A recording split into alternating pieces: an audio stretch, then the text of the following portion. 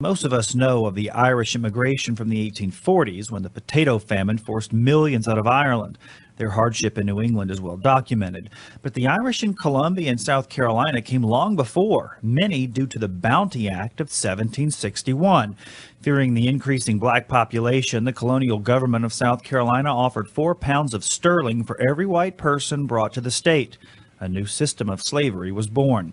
Henry Lawrence wrote, I have been largely concerned in the African trade, yet I never saw an instance of cruelty in 10 or 12 years' experience in that branch equal to the cruelty exercised upon those poor Irish, delivering as many as possible alive on shore, no matter how they fared upon voyage. By 1820, more Irish were brought here to build the canal. We know the Irish were brought here as stonecutters. They were great stonecutters. And explains the monument taken from the old CCI prison next door. These are blocks from the original cell block. In fact, these slots right here are where the bars from the lintels in the windows.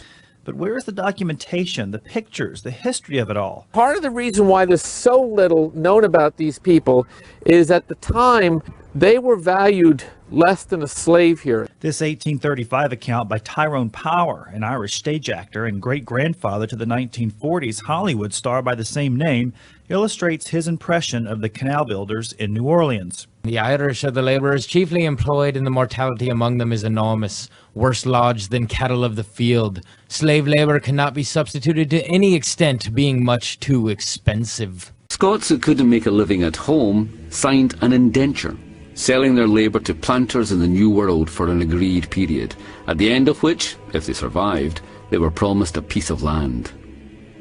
The indentures weren't worth the paper they were written on. Was there really any difference then between a white indentured servant and a black slave? It didn't matter if you were an indentured servant or a slave. If you were subjected to a severe whipping, the whip cracked equally severely on a white back, just as it did on a black back. They were treated equally horrifically and suffered equal horrific punishments. But African slavery could be transferred from generation to generation. If you were an African slave who had been brought out of Barbados and you had children, your children were born into slavery. If you were a white indentured servant who had been condemned to servitude and you had children on the island, they were born free. So there is a marked legal distinction.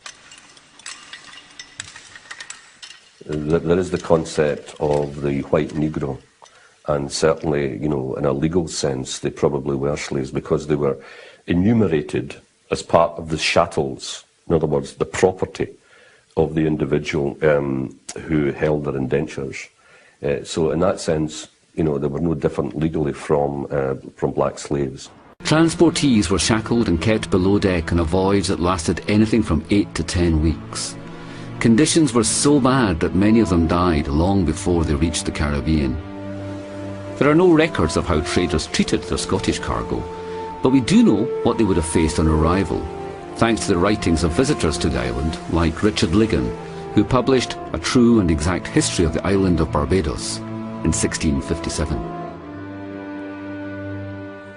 I hear some propaganda that people, that only blacks came as slaves, all came as slaves. But I tell people now, I'm Barbadian. I born here, raised here. So I don't know where to go now. Back in the years of slavery, I brought the whites here so to work on plantation, right? But you can't really manage the sun. And that's how I think that's how they get the name of the red legs, right? Because the sun scorched them, like burn them up. Right? So that is how I understand it. It came around to that red leg thing. All the youngsters nowadays just looking at you and saying, oh, you was this and that. Just get to know you first and then make a judgment. Yeah. You still got a lot of racism there though, first thing is that about the skin and thing, and you know, they try to keep it down and things like for years gone by, you know, like slavery days and all that kind of foolishness that staying out that raise who the boy that Cause them to be slaves and things, you know. Instead try to keep it down, I think. But I just have one thing to tell them. I asked them where I was born 400 years ago. I don't know about slavery. I come into freeness. My name is Eustace Norris. Well, I understand from my old parents, my family came as slaves, white slaves. That's all I know.